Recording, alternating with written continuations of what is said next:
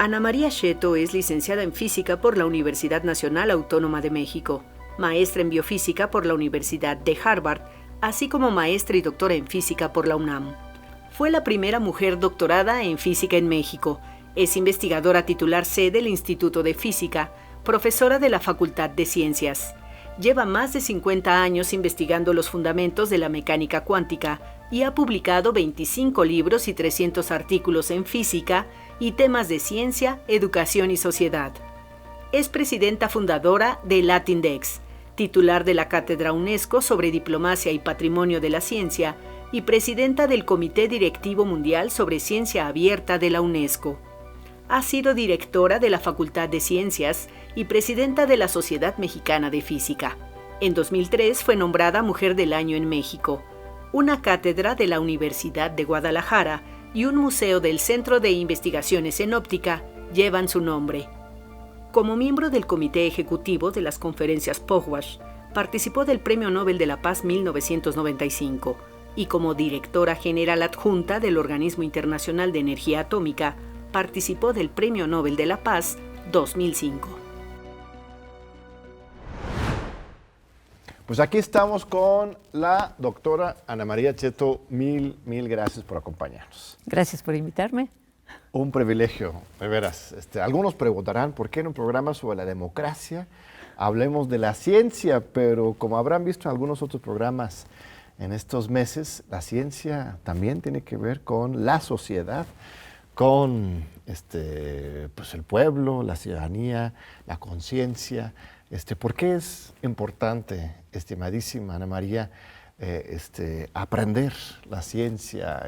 ¿Qué tiene que ver la ciencia con lo humano? ¿Y con la democracia? También, por favor. Bueno, yo empezaría por decir que no hay definición científica de la democracia y que alguien me defina lo que es la democracia, ¿verdad? Claro. Sí, pero bueno, no es nuestro problema. Cuando tú dices la ciencia, yo supongo que te estás refiriendo a las ciencias exactas y naturales, más bien, ¿verdad? La física en particular, que es tu tema. En particular, porque yo soy de las que opinan que también las ciencias sociales llegan a ser ciencias. Pero bueno, vamos a concentrarnos en las naturales y exactas, y en particular en la física, porque no quiero hablar de lo que no sé, ¿no? Pero, bueno, la ciencia es un producto de la sociedad, es un producto social, ¿no? Claro, es ya producto de un trabajo muy especializado, ¿no? Que recae finalmente en manos de pocas personas, pero que es producto humano al final de cuentas, y es algo que nos hace más humanos, y debe seguir siendo así. Y tú mismo has escrito libros de texto para enseñar la ciencia a nivel bachillerato. ¿Cómo ha sido esa experiencia de la divulgación? Bueno, escribir un libro de texto es una cosa y divulgar ciencia es otra. Todo es importante. O sea, ya está establecido el derecho humano al conocimiento y al conocimiento científico en particular, ¿no? Esto significa que el conocimiento científico debe permear en la sociedad, debe llegar a todas las edades y a todas las capas sociales, a todos los medios. Pero ¿qué significa eso? Si tú no introduces una buena educación científica desde el principio, una buena formación científica más que propiamente solo educación, entonces ese derecho humano no existe plenamente. Es un reto. Generalmente los sistemas educativos, y hablo en plural a propósito, fallan en esto. El nuestro, lamento decir que falla también, que no hay una buena formación científica en el sistema educativo en general. Y hablo desde la primaria. En algunas escuelas se enseña mejor que otras, pero tú ves los planes de estudio, ves los libros de texto en sus diferentes etapas y unos están mejor que otros. Los textos actuales no se puede decir que sean buen ejemplo de lo que uno podría incorporar como conocimiento científico al nivel de primaria, al nivel de secundaria. Y luego piensa tú en las personas, que tenemos todavía varios millones en México, que no hablan español. Claro. ¿Qué ciencia les llega? ¿Qué conceptos científicos les llegan?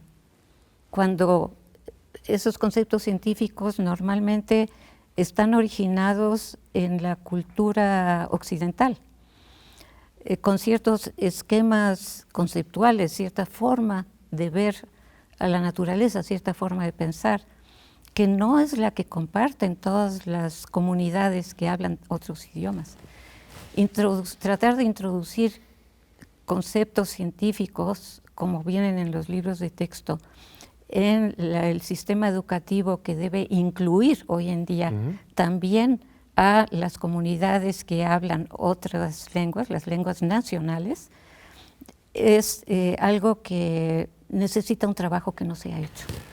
Sí, y como dices, no es solamente enseñar cosas, ¿no? No es enseñar cómo se mueven los objetos o los principios básicos de biología, etcétera, sino es el pensamiento científico. Eso es lo que estás diciendo, analizar científicamente las cosas. Sí. Esto es una de las conquistas de la Revolución Mexicana, ¿eh?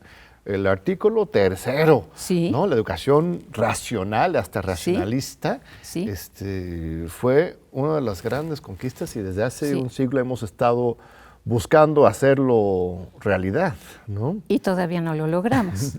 Y es muy importante lo que dices, porque más allá de recibir información, de recibir alguna explicación de por qué funcionan las cosas así o así, o de qué están hechas, lo más importante es el razonamiento científico, aprender a razonar críticamente, científicamente, a analizar, a sacar las consecuencias, a relacionar causa y efecto.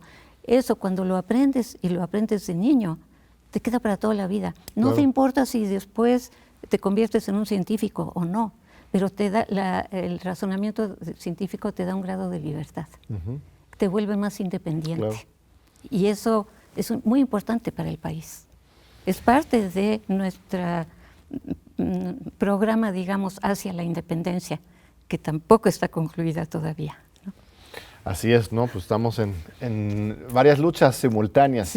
Ahora, no solamente eres pedagoga y divulgadora de ciencias, sino eres de nuestras más importantes científicas de México, de las primeras egresadas, doctora en física, la primera, ¿verdad? La primera mujer doctora en física de todo México. En México, sí, en México. Así es. Doctorada en México. Así es. ¿En qué año fue? Bueno, pues tendré que decirlo. No tendré que decirlo. No, te lo pregunto. En 1971. ¿Qué 71. Ya hace 52 años. ¿Cómo fue eso? Ser la única mujer de tu generación. Supongo que los profesores también, todos hombres. ¿Sí fue un sufrimiento difícil o cómo lo viviste? Bueno, desde chica a mí me ha gustado, digamos, desmenuzar, analizar las cosas, ver de qué están hechas, cómo funcionan y eso, ¿no? Y bueno, tuve la gran fortuna de que cuando buscaba yo respuestas a mis preguntas, que sí las tenía yo, las recibía, y eso me ayudó muchísimo a mantener mi curiosidad y irla alimentando. Entonces, para mí lo natural era entrar a la UNAM, no había duda. De hecho, yo visitaba los terrenos de la UNAM de pequeña, cuando apenas se estaba inaugurando el campus, y yo sentía que esa era mi segunda casa, y la ha sido desde entonces, ¿no? Entonces, para mí entrar después a la Facultad de Ciencias era lo natural. Y es cierto, había pocas chicas, pocas compañeras, y se fueron quedando en el camino, de repente ya no estaban allí, pocas se recibieron y no continuaron con el posgrado, ¿no?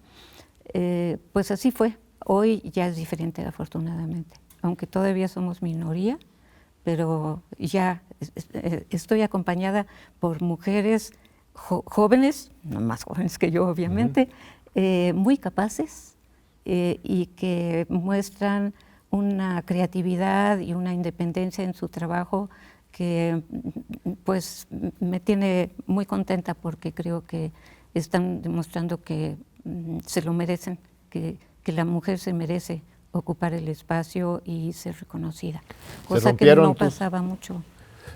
Se rompieron con los prejuicios, pues ya hay oportunidad, pero o siguen ahí.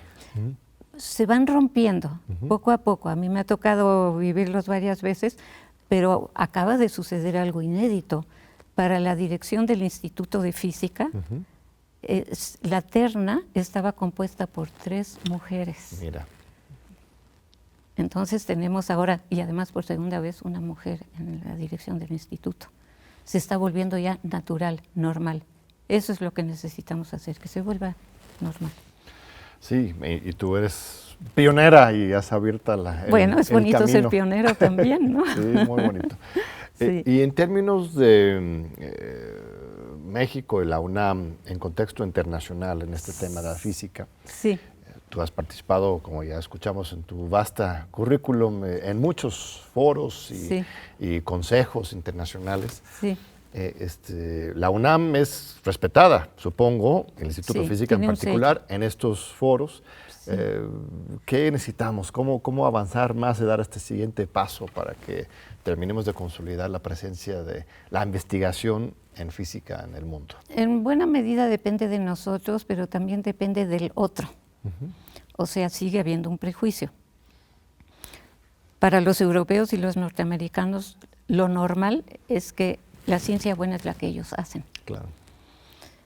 La ciencia buena es la que ellos publican, ¿no? La que ellos juzgan. Y mostrar que, bueno, por un lado, deben cambiar esa visión que tienen, pero no la van a cambiar espontáneamente. Y ahí es donde nosotros tenemos que entrar, tenemos que mostrar que sabemos hacer ciencia y que tenemos nuestros motivos para ella. Y yo creo que sí estamos demostrando que sabemos hacer ciencia, aunque todavía no se reconozca. Tú ves en los índices, sobre todo en los índices comerciales, siempre ocupamos un lugar, yo diría, injusto, o sea, menos de lo que merece nuestra ciencia, porque es todavía descalificada por ese prejuicio. Y además son sobre todo los sistemas comerciales de indexación los que nos descalifican. Por eso esta batalla que hemos dado, ¿no? Para cambiar. Cuéntanos, porque tú fuiste fundadora de Latindex y has estado trabajando en eso desde hace mucho tiempo. Sí. Un tema básico es también lo del idioma, ¿no? Si no publicas en inglés, no existes para esta gente. Sí. Entonces, ¿cuál ha sido el proceso tuyo y qué falta todavía en construir nuestros propios índices y nuestra propia voz internacional? Pues como tú dices, es un proceso, pero no hay que quitar el dedo del renglón, no hay que dejarse, ¿no? Es un proceso que para mí personalmente empezó ya desde los años, fíjate, desde fines de los años 70, cuando llegué a la dirección de la Facultad de Ciencias y simplemente por el hecho de ser directora de la facultad, me tocó participar en una reunión de la Unión Internacional de Física Pura y Aplicada, que es parte del Consejo Internacional para la Ciencia, con sede en París. Yo fui, tenía yo 31 años, chaparrita, mexicana, con una voz delgadita, y me encuentro con estos grandes señores blancos, alemanes, norteamericanos, soviéticos, en aquella época, todos hablando entre ellos, tomando las decisiones, y pues a mí no me veían, yo era transparente para ellos. Yo dije, qué barbaridad, ¿cómo pueden decir que esto es una unión internacional? Esto no es internacional. Y desde allí, yo creo que esa fue la semilla, pues lo que me provocó realmente, dije, hay que hacer algo por cambiar las cosas, por entrar nosotros a este contexto internacional con nuestra voz, no para repetir lo que ellos dicen, pero para eso tuve que aprender a hablarles de manera que me escucharan. Claro. Porque si no, hubiera yo quedado en el olvido y hubiera sido igual de transparente. Pero lo vas logrando y vas penetrando y te van escuchando. Y entonces llegas a establecer un verdadero diálogo. Y eso solamente lo puedes hacer si vas con tus propuestas si muestras que tú también tienes algo que decir y que es diferente, pero que puede interesarles. Es todo un camino, todo un proceso. ¿Y qué es lo que has logrado? ¿Qué falta? O sea, todavía estos Sí. índices están Sí. sobre todo en inglés, o únicamente en inglés, supongo. Bueno, los de que ellos respetan. Sí. Y son comerciales, que Son dicen, eso comerciales. es muy importante, porque Sí. no solamente un neocolonialismo, sino es también de El lucro. dinero. Recuerdo que cuando primero nuestra Sí.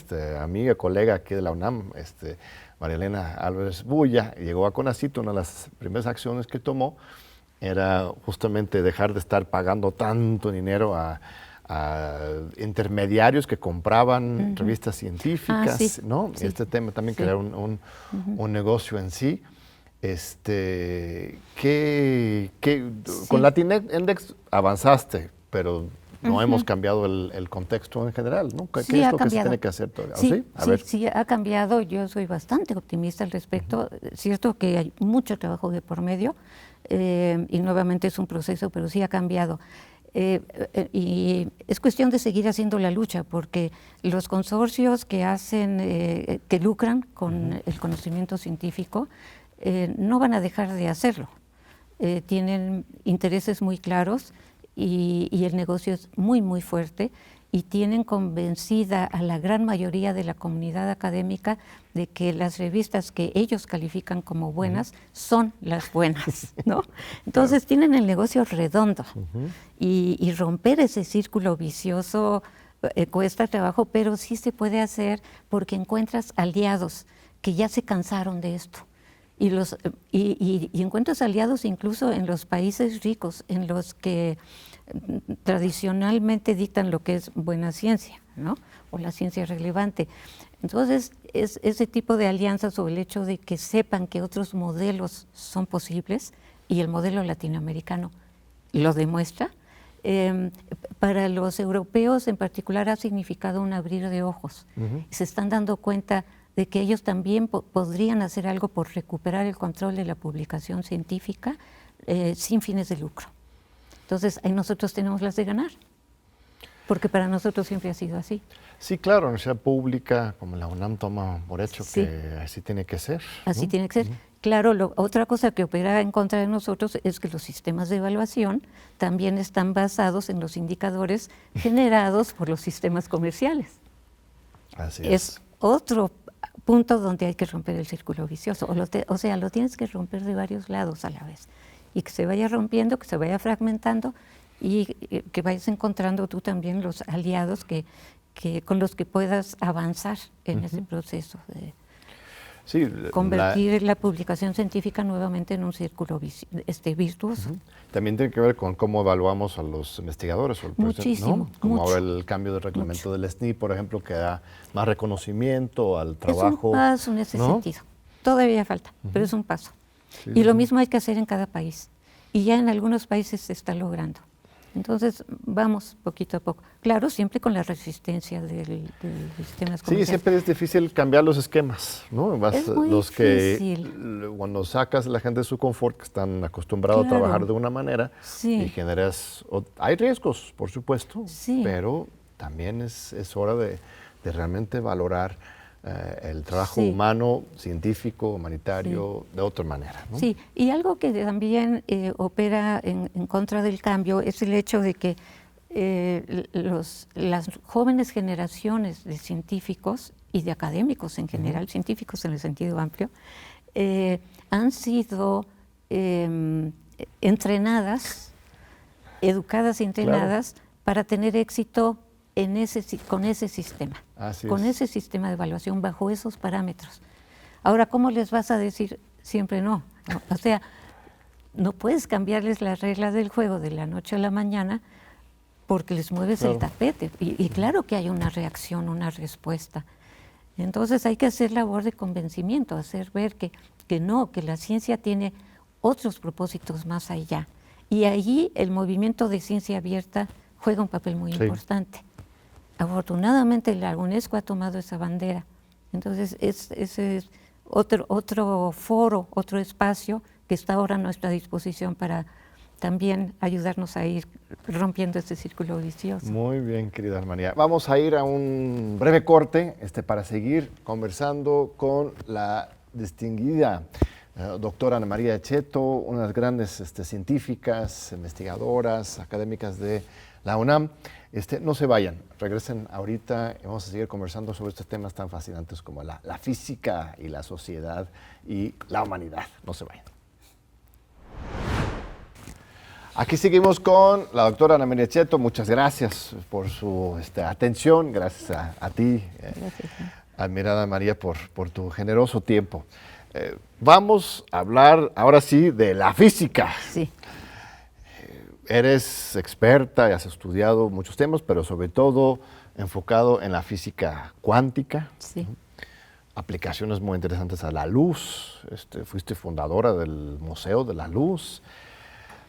Yo creo que quizás nuestro público no entiende necesariamente la importancia de este viraje en la ciencia hace 100 años apenas, en que se funda la mecánica, la mecánica cuántica, ¿no? Y la teoría de la relatividad, que son dos que van juntos. Con Einstein todos saben quién es Einstein, pero fue una real revolución en la manera de entender y ver el mundo que hasta la fecha seguimos procesando, ¿no? Sí.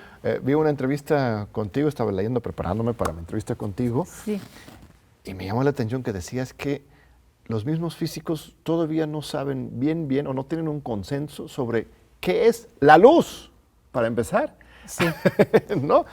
Sí. Y esta confusión, si es partícula o es onda, y el tiempo y el espacio, que si son dos cosas o no. Bueno, en fin, oriéntanos un poquito sobre la importancia de esa revolución científica y qué está pasando en este ¿Qué está pasando? Sí. Bueno, sí. Justamente está por cumplirse un siglo de haberse fundado, digamos, formalmente la mecánica cuántica, en 1925, con el primer trabajo publicado por Heisenberg, un alemán. Y poco después, al año siguiente, fueron publicados 4 trabajos muy importantes también, con un formalismo diferente, pero compatible con el primero, por parte de Schrödinger, un austríaco. Y a partir de entonces, pues la mecánica cuántica ha avanzado hasta lo que es hoy en día y todavía no se acaba. O sea, es una rama de la física que ha cobrado muchísimo interés, que vemos que ya incluso tiene una enorme influencia, no solamente en la física misma, en otras ramas de la física que se han desarrollado gracias a la mecánica cuántica, sino otras ramas científicas. Digamos, tiene un impacto ya en la biología, en las matemáticas naturalmente, en la química, y en nuestra forma de pensar también, de entender el mundo, o a veces de malentenderlo, porque si bien el formalismo de la mecánica cuántica es muy poderoso y no solamente te da resultados de altísima precisión, de muchas cifras decimales, sino que también tiene una capacidad de predicción impresionante, y eso lo define como una teoría realmente fuerte, ¿no? No nos ponemos de acuerdo en el significado del formalismo. ¿Qué es lo que realmente nos está diciendo acerca de la realidad física? Qué curioso, ¿no? Pero ahí yo diría está una de las grandes deudas de la física, ¿no? En entender y ponernos de acuerdo qué es lo que realmente nos dicen todos estos postulados sobre los que está construida la mecánica cuántica. Porque eso es lo interesante, está construida sobre postulados. Y en ese sentido es una teoría no acabada, podríamos decir incluso incompleta. O sea, es una teoría que permite predecir, ¿no? Es una herramienta poderosísima, mucho más precisa que el sistema anterior, que era el newtoniano, ¿no? Etcétera. Sí, porque te permite predecir hasta un grado, y hasta las cosas más pequeñas, hasta invisibles. Sí.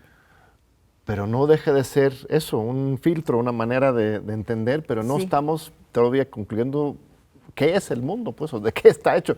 O sea, Sí. a ver, las cosas laicas que yo he leído, incluso comparan la física cuántica a las religiones orientales, ¿no? El taoísmo, que de alguna forma los descubrimientos de la física cuántica nos acercan a una perspectiva muy holística, compleja, del mundo, que se aleja incluso de los esquemas occidentales más cuadrados. ¿Estarías de acuerdo con esa idea o no tanto? Bueno, ha dado lugar a eso, por ejemplo, ha dado lugar a visiones de la realidad que salen de la comunidad de los físicos y después son retomadas por otros grupos, digamos, sociales,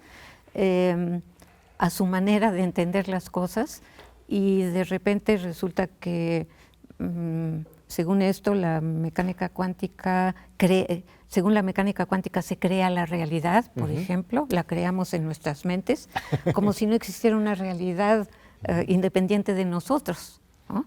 O que el resultado de una observación está en la mente del observador y cosas por el estilo, y que lo que no ves no existe. Todo esto no nos lo dice la mecánica cuántica. Claro.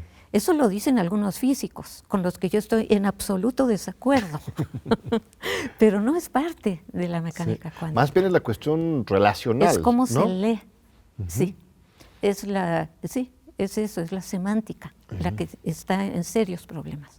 O sea, que no tenemos un significado claro, consensuado, de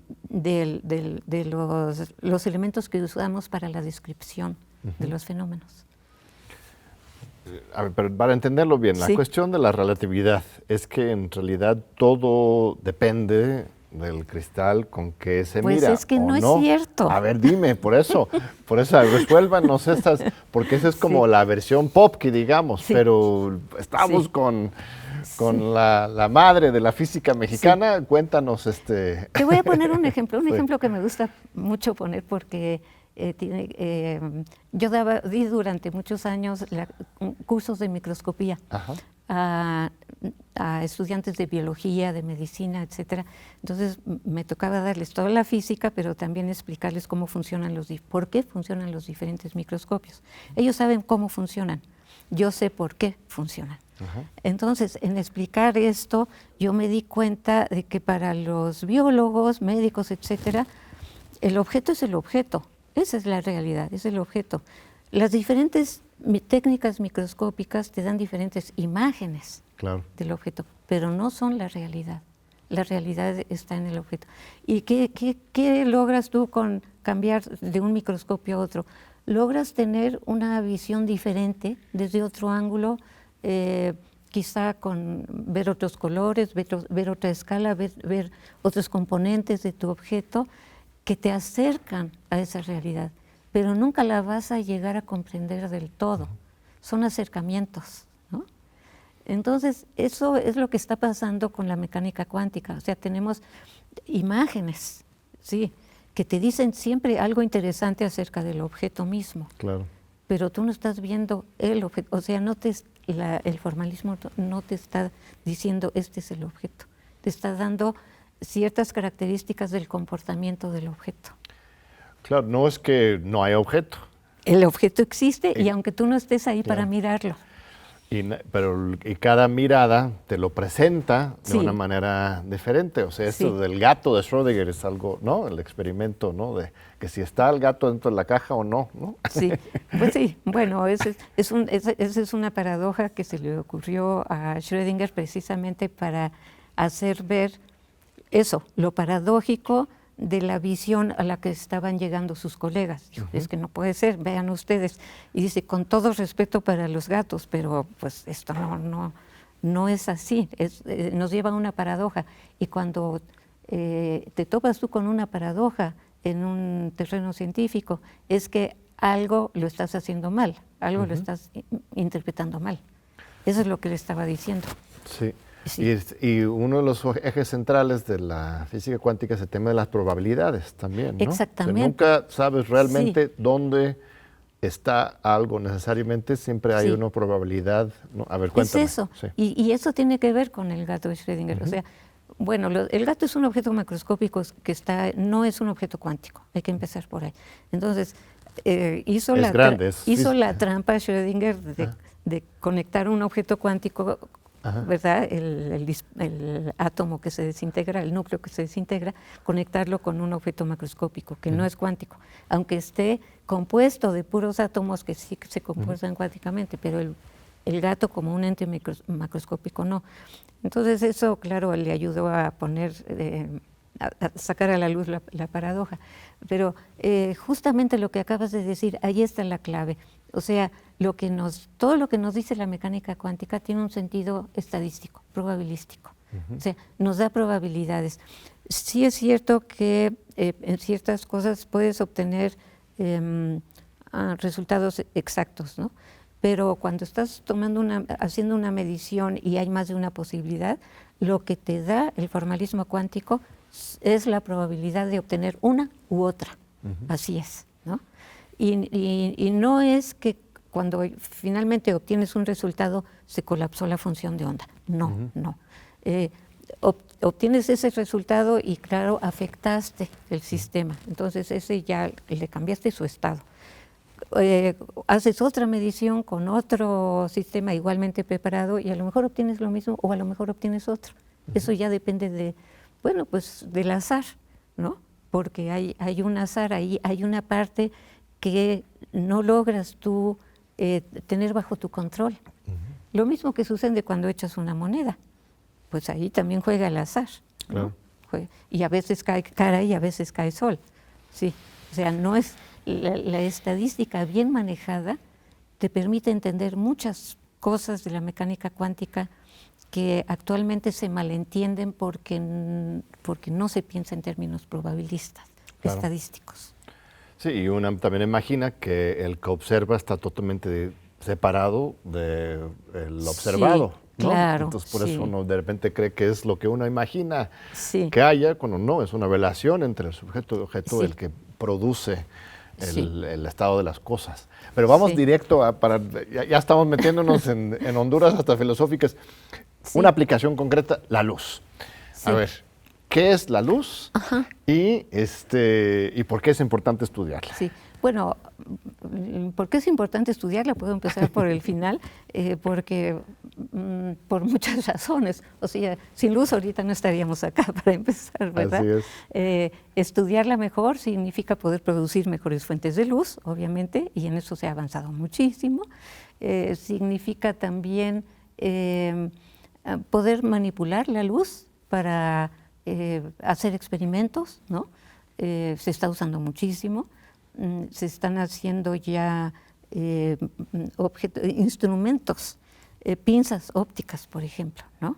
Que en vez de ser pinzas mecánicas, pues son pinzas hechas con haces de luz, ¿no? Ahora, desde que empezó a funcionar el láser en 1960, ha habido todo un desarrollo de la óptica, y en particular de la óptica cuántica, que ya permea en todos, pues no solo en los laboratorios, en muchos de los desarrollos tecnológicos, en muchas cosas de las que nos beneficiamos hoy en día, aplicaciones tecnológicas.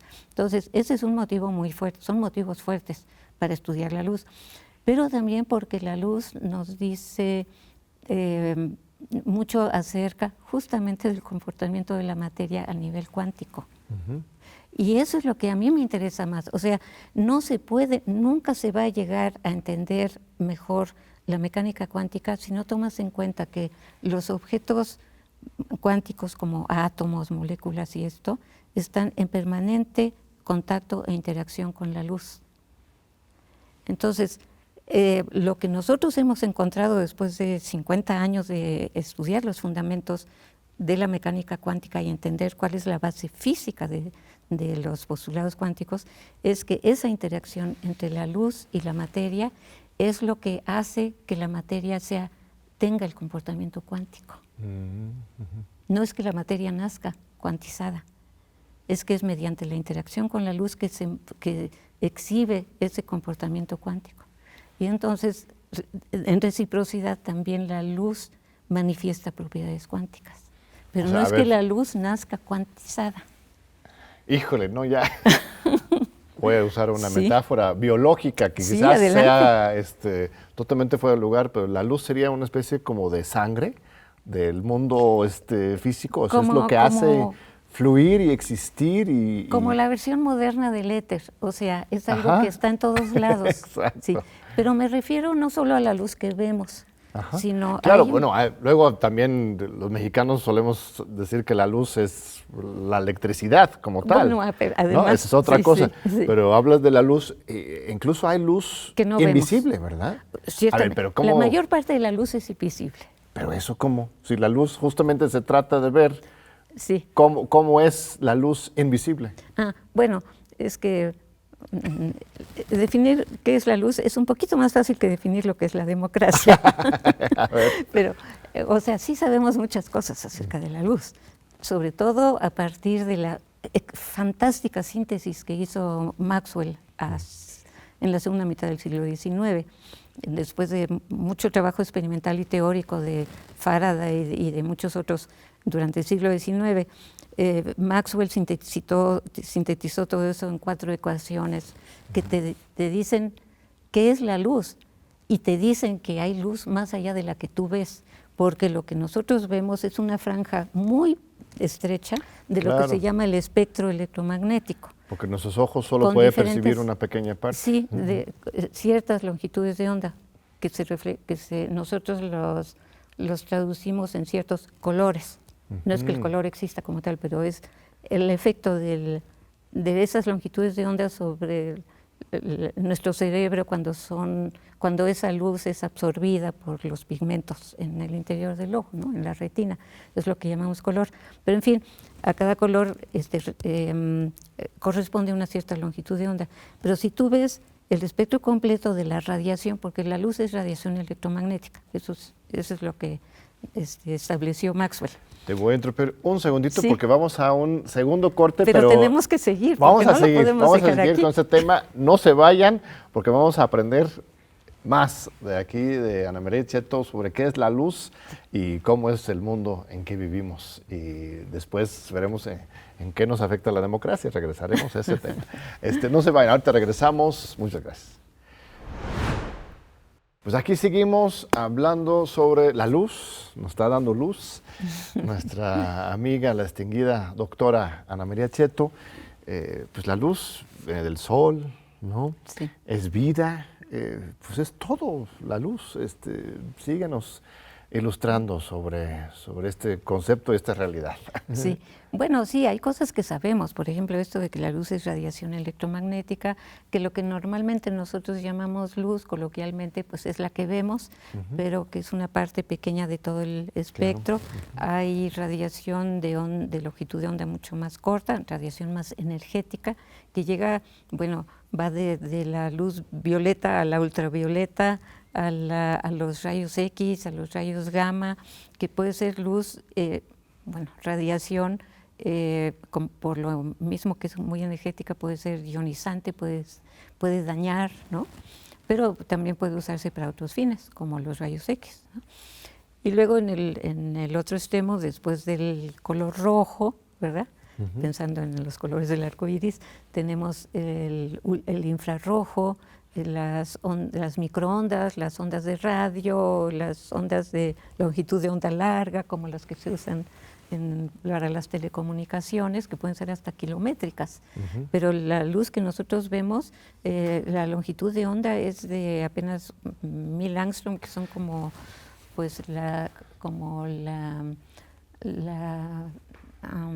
10 millonésimas de metro, una cosa así, ¿no? Muy, muy pequeña realmente. Pero entonces, realmente es incorrecto llamarla luz, ¿no?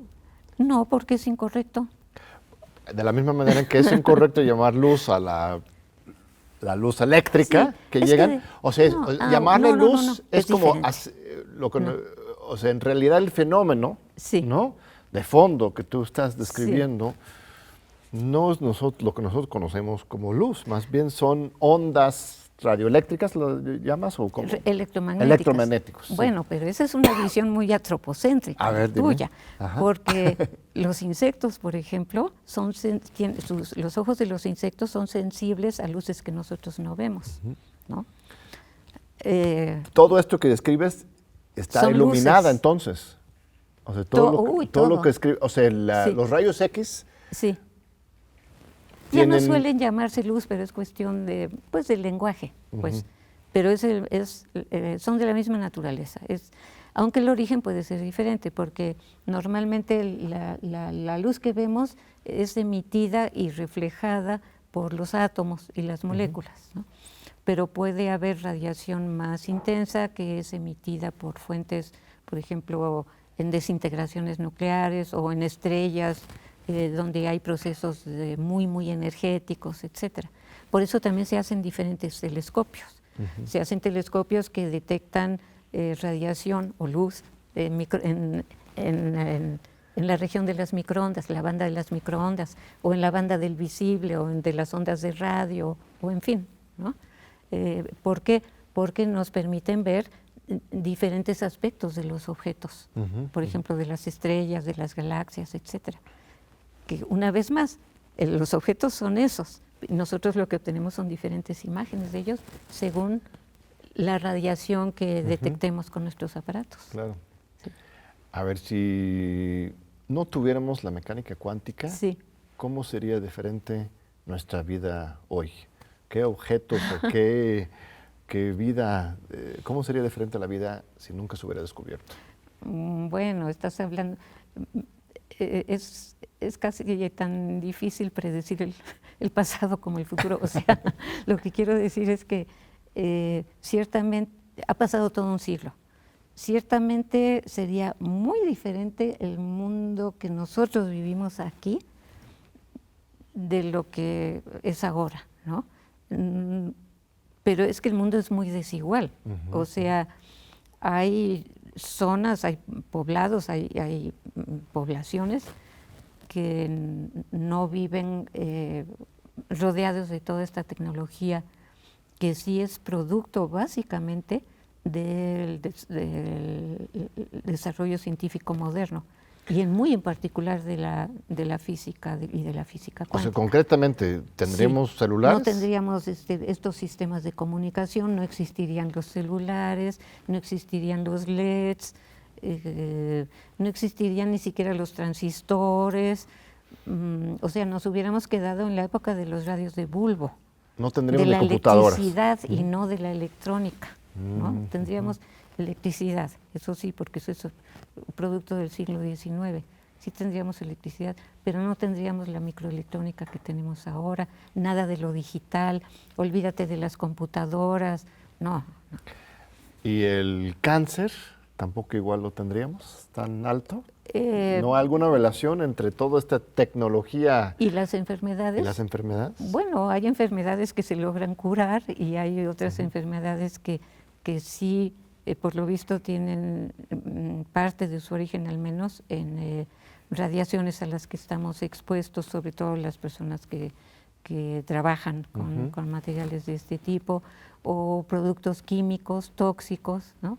Que son producto no necesariamente de la ciencia moderna, puede ser la química tradicional, puede ser la química clásica, ¿no?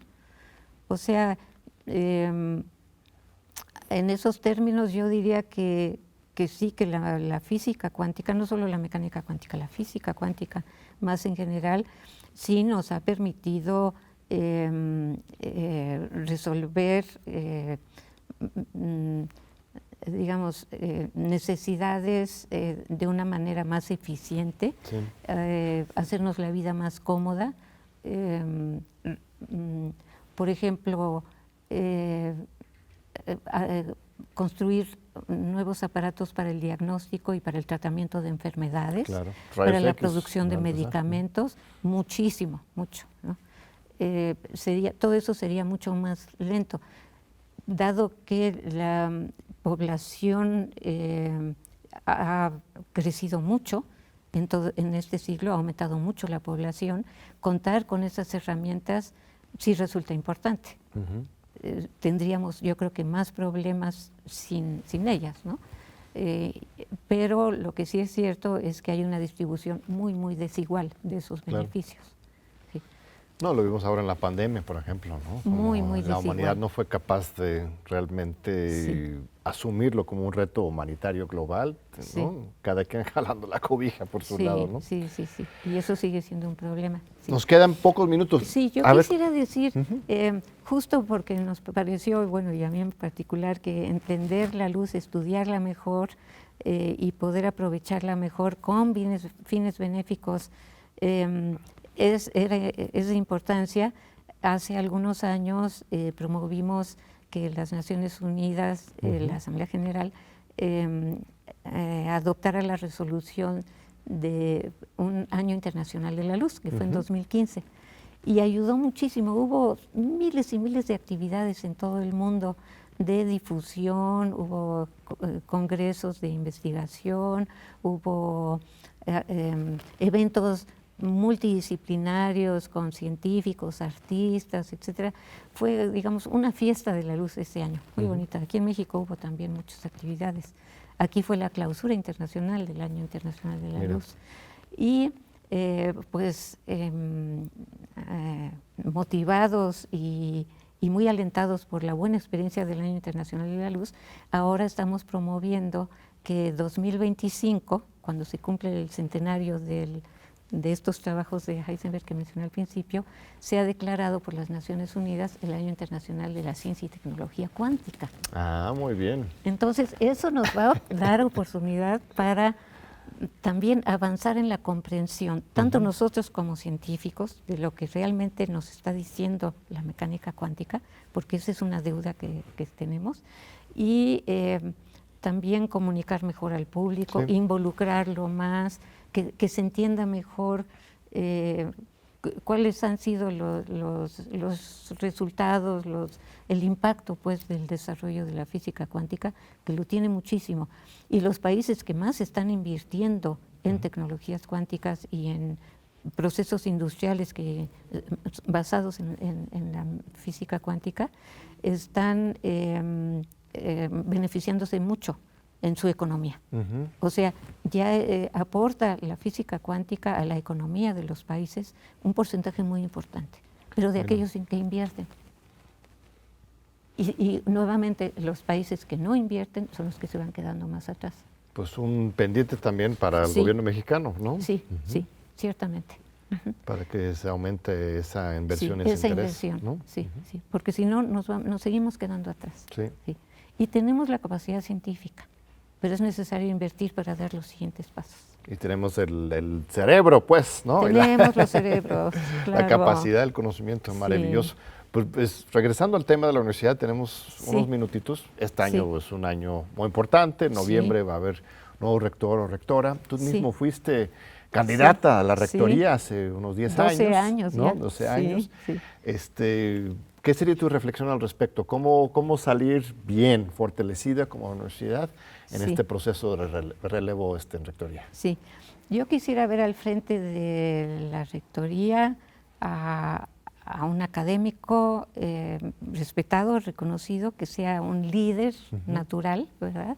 Que lleve a la universidad por el camino que se merece la universidad, que es una institución nacional. O sea, uno no puede concebir nuestro país sin la UNAM, ¿no? No es que quiera yo decir que las otras universidades son menos, pero la Universidad Nacional Autónoma de México juega un papel sumamente importante y por eso el puesto de rector es muy importante. Tiene que ser una persona que goce del prestigio y de la aceptación de la comunidad. Y se lo puede ganar con liderazgo, con presencia, se lo puede ganar. Creo que sería lo mejor que le puede pasar a la universidad. Claro, uno esperaría que, entre otras cosas, los cuerpos colegiados, y no me refiero a la Junta de Gobierno, sino en general, porque nuestra legislación interna contempla la existencia de cuerpos colegiados, pero yo pienso que no están funcionando al nivel que deberían. Y creo que en este momento es importante que haya reconocimiento y digamos, un despertar por parte de la comunidad universitaria de que este es un asunto que nos concierne y nos compete a todos, y que lo que queremos es que haya buenos candidatos que logren digamos, dirigir realmente a la universidad en un contexto de cambio, porque hay cambios actualmente en el país. Y es importante que la universidad no se quede atrás, sino que al contrario, que sea cabeza de playa y que lidere cambios, ¿no? En el buen sentido. Yo creo que todos nosotros somos conscientes de que el país, la universidad, el país y el mundo entero necesita cambios, que necesitan no solamente innovaciones tecnológicas, necesitamos también innovar nuestra forma de pensar, nuestras teorías también, porque no podemos seguir viviendo con esta situación en que estamos peleando todo el tiempo en contra de la desigualdad, y parece que nos recuerda la leyenda de Sísifo, que nunca vamos a avanzar, que parece que es como una roca que la detenemos, la soltamos tantito y se nos viene para atrás. Esa es la situación ahorita con la inequidad. Entonces, se necesita nuevas formas de pensar, y si no es la universidad el crisol, el espacio para generar esas nuevas formas y pensar crítica y libremente, entonces, ¿dónde? Claro. Sí, no solamente es México, sino el mundo entero está en un proceso de transformación, ebullición increíble. Pero muchos países miran a México. Así es. Entonces es importante lo que nosotros hacemos, no solamente para nuestro propio país. Uno de los primeros eventos que tuvimos el privilegio de organizar en el PUETS, nuestro programa, nuestro estudio sobre democracia, justicia y sociedad, fue una conferencia magistral con Emanuel Wallerstein, doctor honoris causa de la UNAM. Vino en noviembre de 2018, antes de la pandemia, antes de la guerra entre Rusia y Ucrania, antes de muchas cosas, pero él, a partir de sus estudios sociológicos, históricos, ya está diciendo claramente que estamos en un momento de cambio estructural en el sistema mundo, como él lo llama. Y esto no es un concepto religioso, sino suena, ¿no? Como, no, el fin del mundo, pero en realidad el mundo del siglo XX se está colapsando, está naciendo algo nuevo, y si no estamos listos para innovar, para crear nuevas salidas, pues se nos va a llevar el tren ahora sí. Es que no podemos ser simples espectadores. México es. En el pasado ha jugado un papel sumamente importante en el contexto internacional. Hay momentos cumbre, momentos clave en ese sentido. Y actualmente, justo cuando hay polarización, cuando hay zonas en conflicto o países en conflicto, México puede jugar un papel especialmente valioso. Entonces, sí es importante que lo juegue, pero no solo a nivel diplomático, también a nivel de generación de conocimiento y de transmisión de nuestra visión del mundo, de lo que para nosotros significa la paz, la igualdad, la justicia. Así que ojalá y contemos con un liderazgo en la universidad que nos permita a todos nosotros contribuir. Pues de eso se trata la UNAM, justamente, de estar de avanzado en estos grandes temas. Pues se nos acabó el tiempo, estimadísima doctora Ana María, un privilegio. No, muchas gracias. Un verdadero gusto. Y saludos al público. Sí, espero que hayan aprendido algo, aunque sea un poquito, de mecánica cuántica tan compleja y de toda esa gran sabiduría que nos ha compartido la doctora Ana María Cheto. Te esperamos de nuevo en 8 días aquí en tu canal de UNAM en Los Diálogos por la Democracia.